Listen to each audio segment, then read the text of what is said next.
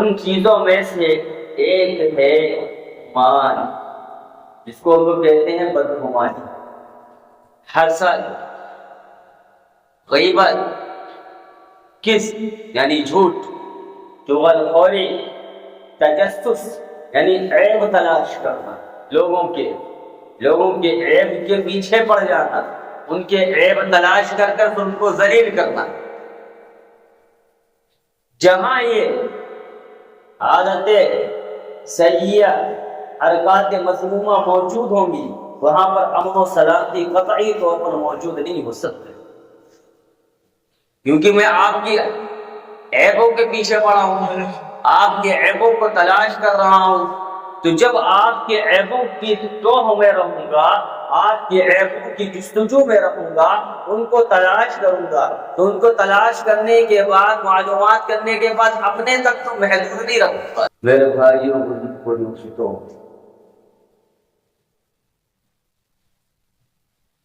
مذہب اسلام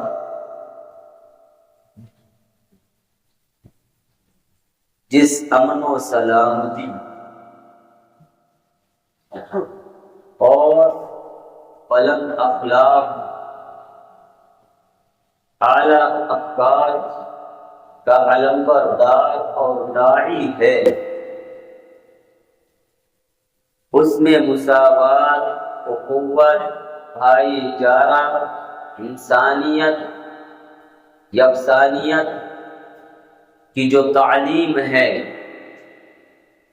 اور جو اخوت کی تعلیم ہے، وہ بھائی چارے پر اس کی اساس اور بنیاد ہے۔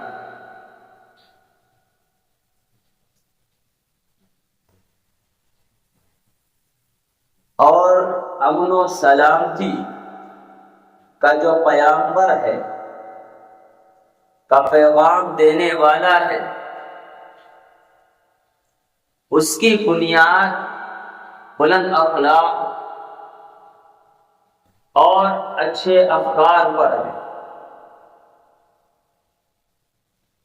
جہاں جہاں پر بلند افکار، اچھے اخلاق کی کمی ہوگی، وہاں پر امن و سلامتی مفقود ہو جائے، ختم ہو جائے۔ اور امن و سلامتی کو، بلند اخلاق کو ختم کرنے والی چیزوں میں سے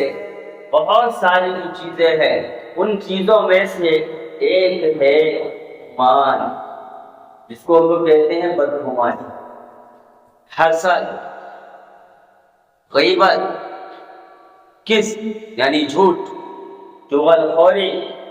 تجسس یعنی عیب تلاش کرنا، لوگوں کے عیب کے پیچھے پڑ جانا، ان کے عیب تلاش کر کر ان کو ذلیل کرنا۔ جہاں یہ عادتیں سیئہ، حرکات مذمومہ موجود ہوں گی، وہاں پر امن و سلامتی قطعی طور پر موجود نہیں ہو سکتے، کیونکہ میں آپ کی عیبوں کے پیچھے پڑا ہوں، آپ کے عیبوں کو تلاش کر رہا ہوں، تو جب آپ کے عیبوں کی توہ میں رہوں گا، آپ کے عیبوں کی جستجو میں رہوں گا، ان کو تلاش کروں گا، تو ان کو تلاش کرنے کے بعد، معلومات کرنے کے بعد اپنے تک تو محدود نہیں رکھوں گا۔ جو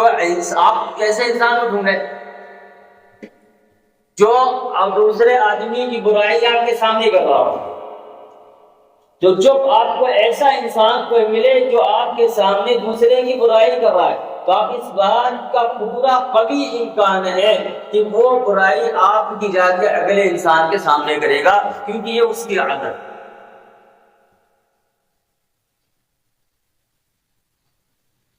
یہی حال بدگمانی کا، گمان کا، یعنی دل میں خیال ٹھہرا لینا، کوئی بات دل میں ٹھہر جائے، ذہن میں غالب آ جائے،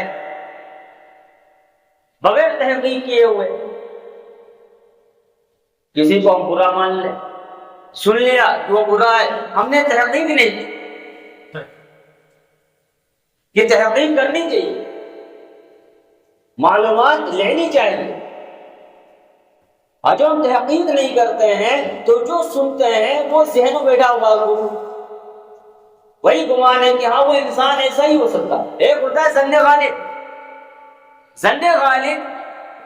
یہ ہے کہ جو راویوں کی جانچ پڑتال سے علم حاصل ہو یا جو درست طریقے سے معلومات ہو، اس میں پورے مذہب اسلام کی موقف کے پورے مسائل ہیں ظن غالب پر، اس کے مطابق عمل کرنا واجب ہے ظن غالب کے مطابق۔ اس کے مخالفت میں جو ہوگا ظن غالب کے، وہ قوی نہیں ہوگا، مضبوط نہیں ہوگا، اس پر عمل کرنا واجب ہے۔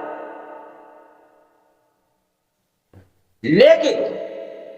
بدگمانی میں کیا ہے کہ دل میں ٹھہر جائے فلاں آدمی فلاں شخص ایسا ہے، اب اس کو ہم صحیح سمجھ رہے ہیں کہ ہمارے ذہن میں جو آ چکا ہے یہی صحیح ہے، حالانکہ قرآن میں اللہ نے منع فرمایا اِنَّا بَعْضَ الظَّنِّ اِثْمٌ کہ بعض گناہ ہے کہ جس کے بارے میں ہم سوچ رہے ہیں وہ ہو سکتا ہے اللہ کی نظر میں اچھا ہو، یا جس کے بارے میں ہم نے سنا کہ فلاں انسان وہ خراب ہے، اس کے اندر یہ عادتیں ہیں، ہم نے اس کی تحقیق نہیں کی، ہم نے صرف سن لیا، سن کر یقین کر لیا، مان لیا۔ حالانکہ آدمی کو جھوٹا ہونے کے لیے اتنا ہی کافی ہے کہ ہر سنی سنائی بات کو کیا کرے، یقین جانے اور اس کو نقل کرے، تحقیق نہ کرے۔ حالانکہ اللہ کے نبی صلی اللہ علیہ وسلم نے ارشاد فرمایا، حدیث کا مفہوم ہے کہ کوئی انسان تمہارے پاس آئے اور کہے کہ فلاں شخص نے اس کی آنکھ نکال دی ہے ایک آنکھ، اور حقیقت میں اس کی ایک آنکھ نکلی بھی ہو، ضائع بھی ہو چکی ہو، اور تم دیکھ رہے ہو اس کی ایک آنکھ نکل چکی ہے، ضائع ہو چکی، بیکار ہو چکی ہے، کافی بھی تحقیق کر لو، ہو سکتا ہے اس کی ایک آنکھ ضائع ہوئی ہے اور اس نے اس کی دونوں آنکھیں ضائع کر دی، یہ بھی تو ہو سکتا ہے۔ امکان اس بات کا ہے کہ اس کی ایک آنکھ ضائع ہوئی ہے، ہو سکتا ہے اس نے دونوں آنکھیں ضائع کر دی اس انسان کی جس نے اس کی ایک آنکھ ضائع کی۔ تو اس بات کی تحقیق کرنا بہت ضروری ہے، ورنہ جب گمان بیٹھ جاتا ہے تو جب گمان بیٹھتا ہے تو اس کی وجہ سے بہت سی دل کی بیماریاں، روح کی بیماریاں پیدا ہو جاتی ہیں، انسان کے اندر حسد پیدا ہو جاتا ہے۔ بلکہ اب ایک مرتبہ اللہ نے فرمایا کہ بدگمانی جو ہے، کہا یہ جھوٹ سے بھی بہت بڑا جھوٹ ہے، بہت بڑا جھوٹ ہے۔ ایک ہوتا ہے جھوٹ، ایک اس سے بڑا جھوٹ، یہ بدگمانی اس سے بڑا جھوٹ۔ ایک مرتبہ اللہ کے نبی صلی اللہ علیہ وسلم رمضان کے آخر عشرے میں اعتکاف بیٹھے ہوئے، آپ کی ایک اہلیہ حضرت ام صفیہ رضی اللہ تعالیٰ عنہ، جو آپ صلی اللہ علیہ وسلم کی اہلیہ زوجہ محترمہ ہیں، جو ہم سب کی ماں ہیں، وہ آپ صلی اللہ علیہ وسلم سے ملاقات کے لیے تشریف لائیں۔ آپ صلی اللہ علیہ وسلم ان کو دروازے تک بھیجنے آئے، مسجد کے دروازے۔ جب آپ بھیجنے آئے تو دیکھا کہ سامنے سے دو انصاری صحابی آ رہے ہیں، تو اللہ نے فرمایا کہ یہ صفیہ ہے میری بیوی۔ تو صحابہ کرام نے کہا کہ اللہ کے نبی، ان کو تکلیف دی کہ اللہ کے نبی کو بدگمانی آ گئی، اس بات کے بارے میں گمان آ گئے کہیں ایسا نہ ہو میرے دل میں بدگمانی آ جائے عورت کو دیکھ کر۔ تو اللہ نے فرمایا کہ بات یہ ہے کہ شیطان انسان کے جسم میں خون کی طرح دوڑتا ہے، ہمارے جسموں میں شیطان خون کی طرح دوڑتا ہے، بدگمانی پیدا کر سکتا ہے، برے خیالات، وسوسے، وہم آ سکتے ہیں۔ اس سے پہلے بتا دیا کہ یہ ذہنوں میں نہ آئے کوئی دوسری عورت آ گئی، یہ تعلیمات ہے کہ ہم دوسروں کے بارے میں برا سوچنے سے پہلے ہم تحقیق کر لیں، اور جب ہم برے خیالات ذہن میں رکھیں گے، جس کے لیے بدگمانی جس کے لیے ہمارے ذہن میں ہوگا، تو وہ اس شخص سے ہمیں حسد بھی ہو جائے گی، جلن بھی ہو جائے گی، ہم اس کے عیبوں کی تلاش میں جستجو میں لگ جائیں گے، اس کے عیبوں کی تلاش کریں گے، پھر اس کے بعد اس کے عیبوں کو بیان بھی کریں گے، یعنی وہ غیبت بھی ہو جائے گی۔ اور غیبت کے بارے میں اللہ نے فرمایا الغیبت اشد من الزنا، کہ غیبت زنا سے بھی زیادہ سخت ہے، کیونکہ غیبت، چوری، زناکاری، یہ گناہ ایسے ہیں کہ یہ اعمال اور یہ افعال یہ انسان کے جسم کے اعضاء سے ظاہر ہوتے ہیں۔ زنا کرتا ہے انسان تو جسم کے ساتھ اس کے اعضاء ملوث ہوتے ہیں۔ اور بدگمانی یہ دل کی بیماری ہے، حسد دل کی بیماری ہے، جلن جس کو کہتے ہیں، یہ دل کے مرض ہے۔ اور جب دل بیمار ہو جائے، روح بیمار ہو جائے، ہزار بیماریاں پیدا ہو جاتی ہیں۔ جس طریقے سے جسم کی بیماریاں ہوتی ہیں، بخار کا آنا، سر کا درد ہونا، پاؤں پیروں میں درد ہونا، الٹیاں ہونا، یہ بیماریاں ہیں۔ ایسے روح کی بیماری ہے بدگمانی ہونا، حسد ہونا، جلن ہونا، کسی کی ٹوہ میں رہنا، جستجو میں لگے رہنا، کسی کی غیبت کرنا، یہ کیا ہے؟ یہ روح کی بیماری ہے۔ اس کا واحد علاج یہ ہے کہ اپنے دل کو ہم پاک صاف رکھیں۔ اس کا واحد علاج یہ ہے، جیسے کہ اللہ نے فرمایا حضرت انس بن مالک رضی اللہ تعالیٰ عنہ سے کہ تمہارے لیے بہتر تو یہ ہے کہ تمہارے دل میں کسی کے لیے کینہ کپٹ اور عداوت اور دشمنی خدورت نہ ہونی چاہیے۔ بالکل دل کو صاف رکھو۔ معاملات سب کے ہوتے ہیں، اونچ نیچ سب سے ہوتی ہے، لڑائی جھگڑے سب سے ہوتے ہیں، لیکن اپنے دل کو قطعی طور پر صاف رکھو۔ اگر صاف نہیں رکھو گے پکڑ ہو جائے۔ ہم انسان ہیں، ہم انسانوں میں لڑائیاں بھی ہوں، ہم انسانوں سے خطائیں بھی ہوں،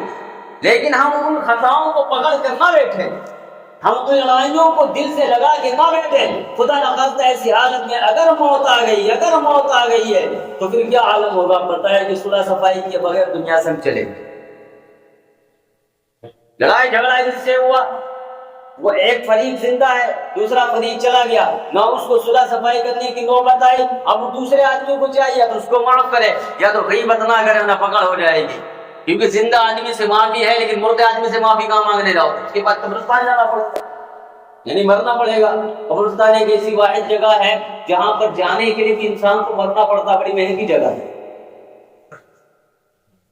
2 گز زمین ہے قبرستان کی، لیکن اس کی قیمت یہ ہے کہ انسان کو مرنا پڑے گا تب جا کے وہاں کی زمین حاصل ہوگی۔ ایسا ہے کہ نہیں؟ بڑی قیمتی ہے وہ زمین۔ اب وہ زمین ہماری جو قیمتی ہے، جس کے لیے ہم جان دیتے ہیں،